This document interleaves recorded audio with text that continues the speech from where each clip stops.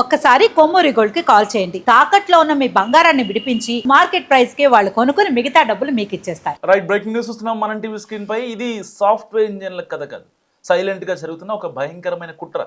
April 12న బయటపడిన ఈ corporate జిహాద్ story సంచలనంగా మారింది ఇప్పుడు దేశవ్యాప్తంగా. లైంగిక వేధింపులు, మత మార్పిడులకు పాల్పడ్డారన్న ఆరోపణలపై కొంతమంది సాఫ్ట్వేర్ ఉద్యోగులను పోలీసులు అరెస్ట్ చేశారు. హెచ్ఆర్ మేనేజర్ సహా 7 ఉద్యోగులను అదుపులో తీసుకోవడం కలకలం రేపింది. దీనిపై టీసీఎస్ స్పందించింది. అరెస్ట్ అయిన ఉద్యోగులను సస్పెండ్ చేశామని వెల్లడించింది. పని ప్రదేశంలో ఇలాంటి వేధింపులను ఎట్టి పరిస్థితుల్లో సహించేది లేదని కూడా టీసీఎస్ స్పష్టం చేసింది. సో పోలీసు విచారణకు పూర్తి స్థాయిలో సహకరిస్తున్నామని కూడా తెలిపింది. నాసిక్ క్యాంపస్లో పనిచేస్తున్న ఒక మహిళా ఉద్యోగి తన కొలీగ్ సహోద్యోగిపై పోలీసులకు ఫిర్యాదు చేసింది. సో పెళ్లి పేరుతో తనను మోసగించినట్లు అందులో ఆ అమ్మాయి పేర్కొంది. దీనిపై దర్యాప్తు చేసే క్రమంలో మరో 7 మహిళలు కూడా ముందుకొచ్చి 2022 ఫిబ్రవరి నుంచి 2026 మధ్య కాలంలో తమపై జరిగిన వేధింపుల గురించి పోలీసులకు ఫిర్యాదు చేశారు.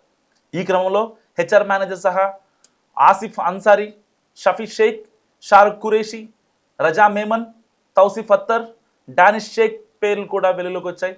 వారంతా మహిళా ఉద్యోగులను అనుచితంగా తాకడం, అసభ్యకరమైన కామెంట్స్ చేయడం, బాడీ షేమింగ్, నాన్ వెజ్ తినాలని ఒత్తిడి చేయడం వంటివి చేశారని పోలీసులు తెలిపారు. ఆ మహిళలు ఆఫీసులో కొంతమంది సీనియర్లు మహిళా ఉద్యోగులను టార్గెట్ చేశారు. రోజు నమాజ్ చేయాలి, రోజు ఉండాలి, నమాజ్ చేయాలి, రోజా ఉండాలి అని అమ్మాయిలపై ఒత్తిడి తెచ్చారు. వాళ్ళకి ఇష్టం లేకపోయినా బీఫ్ తినమని ఫోర్స్ చేస్తుంటారు వీళ్ళంతా. మేము చెప్పినట్టు వింటే మీకు ప్రమోషన్లు ఇస్తాం, ఫారెన్ పంపిస్తామని నమ్మించారు. కేవలం మతం మార్చడమే కాదు, అంతకంటే దారుణమైన విషయాలు కూడా ఉన్నాయి. ఆ అమ్మాయిల పర్సనల్ ఫోటోలు, వీడియోలు తీసి వాళ్ళని బ్లాక్మెయిల్ చేస్తుంటారు వీళ్ళు. ఒకవేళ ఎవరికైనా చెబితే కెరీర్ నాశనం చేస్తామని బెదిరించడం కూడా వాళ్ళకి పరిపాటిగా మారింది. ఆఫీస్లో ఉండాల్సిన ప్రొఫెషనలిజం ఎక్కడా కనిపించలేదు. ఈ మ్యాటర్ ఎప్పుడైతే బయటపడిందో మహారాష్ట్ర ప్రభుత్వం సీరియస్ అయింది. దీనిపై విచారణ కోసం స్పెషల్ టీంను రంగంలో దింపింది. మొదట పోలీసులు అండర్ కవర్ ఆపరేషన్ చేపట్టారు. 7 మహిళా పోలీసులు మారు వేషంలో టీసీఎస్ క్యాంపస్లోకి హౌస్ కీపింగ్ ఉద్యోగుల్లా జాయిన్ అయ్యారు.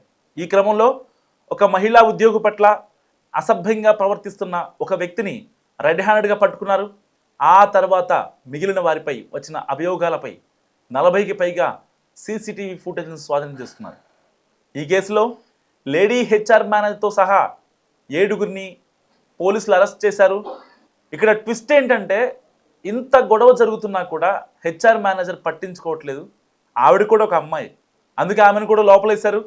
బాధితుల తరపున నిలబడాల్సిన వాళ్లే తప్పు చేసిన వాళ్లకు సపోర్ట్ చేయడం ఇక్కడ దారుణమైన విషయం. ఆరోపణలు వచ్చిన వెంటనే టీసీఎస్ రియాక్ట్ అయింది.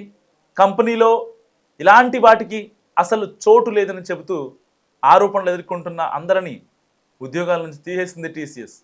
కంపెనీ ఇమేజ్ డ్యామేజ్ అవ్వకుండా ఇన్వెస్టిగేషన్కు ఫుల్ సపోర్ట్ ఇస్తామని చెప్పారు ఆ టీసీఎస్ ప్రతినిధులు. ప్రస్తుతానికి విచారణ జరుగుతోంది. ఇలాంటి స్ట్రాటజీ కేవలం నాసిక్లోనే ఉందా, వేరే సిటీల్లో కూడా ఉందా అనే కోణంలో కూడా దర్యాప్తు జరగాల్సి ఉంది. సో ఐటీ ఉద్యోగం అంటే కేవలం కోడింగు లేకపోతే వాళ్ళ పనిని బట్టి ఇవన్నీ కాదు, మన గౌరవాన్ని మన నమ్మకాలను కాపాడుకోవడం కూడా ఇంపార్టెంట్ అని ఈ కేసు మనకి నిరూపిస్తోంది. సో అసలు ఈ కేసు విషయంలో అసలు ఎలా బయటకు వచ్చిందంటే, టీసీఎస్ అనుబంధ బీపీఓలో పనిచేసే ఒక 20 ఏళ్ల హిందూ అమ్మాయి అక్కడ చేరిన కొన్ని రోజులకు తన మతపరమైన ఆచార వ్యవహారాలను మార్చుకుంది. ఆహార్యం తన మతపరమైన గుర్తింపును మార్చుకునేందుకు కూడా ప్రయత్నించడంతో ఆమె తల్లిదండ్రులు ఆమె ప్రవర్తనపై అనుమానం వ్యక్తం చేశారు. ఆఫీస్లోనే ఏదో జరుగుతోందని ఈ ఫిబ్రవరిలో పోలీసులకు ఫిర్యాదు చేశారు. టాటా కన్సల్టెన్సీ సర్వీసెస్ టీసీఎస్ చాలా పేరున్న ఎంఎన్సీ కంపెనీ. ఆ సంస్థలో వ్యవహారం కావడం విషయం చాలా సున్నితమైంది. సో దీంతో పోలీసులు చాలా జాగ్రత్తగా వ్యవహరించారు. అనుమానాన్ని నిర్ధారించుకునేందుకు టీసీఎస్లో హౌస్ కీపింగ్ స్టాఫ్గా కొంతమంది మహిళా కానిస్టేబుల్ చేరారు. ఇందులో ఈ కేసుని దర్యాప్తు చేస్తున్న ఎవరైతే ఆ మహిళా కానిస్టేబుల్స్ ఉన్నారో వాళ్ళ ద్వారా ఈ పోలీసులు ఫర్దర్ ఇన్ఫర్మేషన్ తెలుసుకున్నారు, క్రాస్ చెక్ చేసుకున్నారు. దాదాపుగా 15 రోజులు అక్కడే పనిచేసి నిఘా ఉంచి జరుగుతున్నది నిజమే అని కన్ఫర్మ్ చేసుకున్నారు. సో ఫస్ట్ థింగ్ 2026 మార్చి 25న ఒక మహిళా ఉద్యోగి పోలీసులకు ఫిర్యాదు చేసింది. సో తాను 2022 నుంచి 26 వరకు వాళ్ళ కొలీగ్స్ చేత లైంగిక దోపిడీ కావచ్చు, మతపరమైన వేధింపులు ఎదుర్కొన్నారని ఫిర్యాదులో పేర్కొంది. సో దీన్ని సీరియస్గా తీసుకున్న పోలీసులు ఇలాంటి ఇబ్బందులు ఎదుర్కొంటున్న వారు ముందుకు రావాలని కోరారు. దీంతో మరింత మంది బాధితులు బయటకు వచ్చారు. కొద్ది రోజుల్లోనే మొత్తం ఎఫ్ఐఆర్లు నమోదయ్యాయి. 9 ఎఫ్ఐఆర్లు నమోదయ్యాయి. 8 మంది మహిళలు, ఒక పురుషుడు ఫిర్యాదు చేశారు. ఫిర్యాదులన్నీ లైంగిక వేధింపులే. అసలు ఇది గమనార్హం. ఇది అత్యాచారం, బలవంతపు సంబంధాలు, స్టాకింగ్, బెదిరింపులు, మతపరమైన ఒత్తిళ్లు, మతపరమైన మార్పిడి ప్రయత్నాలు, మతంపై దూషణలు, ఇలాంటివన్నీ కూడా వాళ్ళపై చేసి వాళ్ళని చిత్రహింసలు పెట్టారు. ఈ ఆరోపణలు ఎదుర్కొంటున్న వారంతా కూడా ఒకే మతానికి చెందినవారు కావడంతో ఇది కార్పొరేట్ జిహాద్గా మారింది. వాస్తవానికి ఈ యొక్క 9 ఎఫ్ఐఆర్లో 7గురిని అరెస్ట్ చేశారు. అరెస్ట్ అయిన వారంతా బీపీఓ టీంలో టీమ్ లీడర్స్గా ఉన్నారు. And HR manager, HR admin, ఇలా వీళ్ళంతా ఒకే మతానికి చెందినవారు. ఆసిఫ్ అన్సారీ కావచ్చు, షఫీ షేక్ కావచ్చు, షారూక్, రజా, తౌసిఫ్, డానిష్, వీళ్ళందరూ కూడా ఒకే మతానికి చెందినవారు. సో వీరితో పాటు మహిళా ఉద్యోగుల ఫిర్యాదు ఇచ్చినా కూడా పట్టించుకొని మహిళా హెచ్ఆర్ని కూడా పోలీసులు అరెస్ట్ చేశారు. దీంతో విషయం మతపరంగా మారిపోయింది. సో బీజేపీ దీన్ని పక్కా ప్రణాళికతో ఇచ్చిన కార్పొరేట్ స్కాండల్ అంటుంది. ఇటు నిందితుల పక్షాలటువంటి లాయర్లేమో లేదు, దీన్ని ఎందుకు అంత సెన్సేషన్ చేస్తున్నారు, అవసరం లేదు కదా, ఇది ఒక చిన్న కేసు, ఏ శిక్ష విధించాలో ఆ శిక్ష విధిస్తే సరిపోతుంది, దీన్ని ఎందుకు కార్పొరేట్ స్కాండల్ అనేది నిందితుల తరపున న్యాయవాదులు చెప్తున్నది. కానీ వాస్తవానికి అక్కడ జరిగింది ఏంటి? 4 ఏళ్లుగా ఆ అమ్మాయి పైన దాదాపుగా 15 మంది అమ్మాయిల పైన అత్యాచారం కావచ్చు, వాళ్ళ వీడియోలతో ప్రైవేట్ ఫొటోస్ తీసి బెదిరించడం కావచ్చు, బ్లాక్మెయిల్ చేయడం కావచ్చు, బీఫ్ తినమని ఫోర్స్ చేయడం కావచ్చు, రోజు వచ్చేటప్పుడు రోజ్ యాప్ ఒకటి పెట్టుకొని రమ్మని చెప్పడం కావచ్చు, లేకపోతే జిహాద్ అని అనమంటం కావచ్చు, నమాజ్ చేయాలని బలవంతం చేయడం కావచ్చు, సాంప్రదాయంగా హిందూ సాంప్రదాయం, వాళ్ళంతా హిందూ మహిళలు, సో వాళ్ళని ఎలాగైనా సరే మతం మార్చాలి, వాళ్ళని అనుభవించాలి అనే ఒక కోరికతో వీళ్ళంతా కూడా ఇలా చేసినట్టు సమాచారం. సో మరి వీళ్ళకి ఇంకెవరైనా ఇన్స్ట్రక్షన్స్ ఇచ్చారా?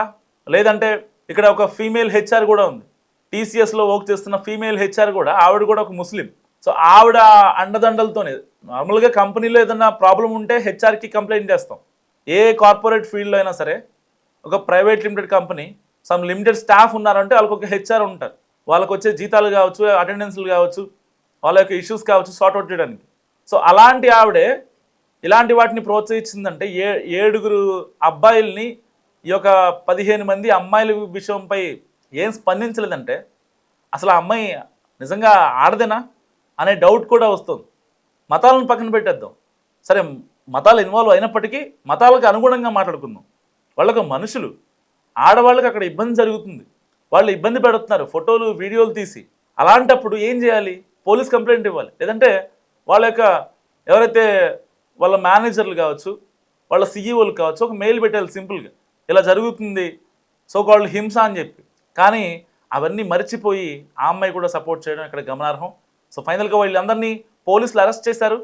ఇప్పుడు కటకటాల వెనక ఊచలు లెక్క పెడుతున్నారు. అసలు దీని వెనకాల ఇంకెవరున్నారు అనే కోణంలో కూడా పోలీసులు దర్యాప్తు చేస్తున్నారు. సో ఈ ఘటన గురించి మీరేమనుకుంటారు? మస్తుగా కామెంట్ చేయండి.